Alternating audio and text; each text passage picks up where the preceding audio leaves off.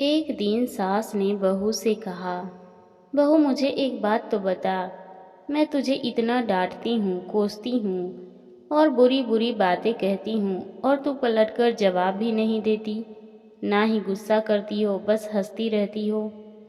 बहू को तो जैसे सुनाने को कहानी मिल गई। कहने लगी, माँ जी आपको एक बात बताती हूँ। मैं जब छोटी थी तो मुझे हमेशा ऐसा लगता था कि मेरी माँ मेरी सगी माँ नहीं है, क्योंकि वह मुझसे घर के सारे काम करवाती थी। कोई काम मुझसे गलत हो जाता तो मुझे डांट भी पड़ती और कभी कभी तो मार भी पड़ती थी, लेकिन माँ थी वह मेरी, मुझे उनसे डर लगता था। कभी कभी गुस्सा भी आ जाता, लेकिन मैंने कभी उन पर गुस्सा नहीं किया। यहाँ तक कि जब मैं कॉलेज से थकी हुई घर आती तो कुछ देर आराम करने के बाद तुरंत मुझे घर के सारे काम करने पड़ते।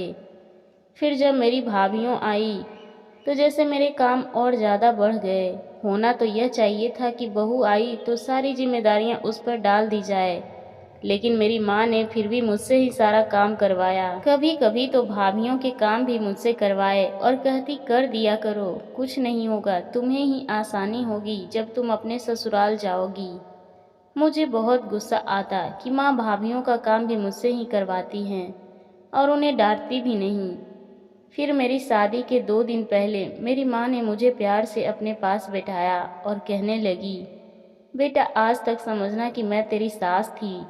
मैंने तुझे प्रैक्टिस करवा दी है और तुझे बता दिया है कि सास ऐसी भी होती हैं, लेकिन अब तेरी शादी हो रही है तो आज से मैं तेरी माँ हूँ।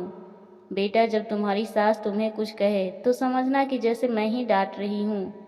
बस यही बात थी माँ जी कि मुझे आपकी बातें बुरी नहीं लगती हैं, क्योंकि मेरी माँ ने मुझे प्रैक्टिस करवा कर भेजा है और आप तो मुझे उतना डांटते भी नहीं जितना मेरी माँ डांटा करती थी। इतना कहकर बहू हंसते हुए किचन में चली गई और सास सोचते रह गई कि क्या सच में बेटियों की प्रशिक्षण ऐसे ही करना चाहिए। आशा करती हूँ आपको ये कहानी पसंद आई होगी। इस कहानी पर आपकी क्या राय है हमें कमेंट करके ज़रूर बताएं। कहानी पसंद आई हो तो लाइक और शेयर करना ना भूलें। चैनल पर नए हैं तो प्लीज़ सब्सक्राइब करें। कहानी सुनने के लिए आपका बहुत बहुत धन्यवाद।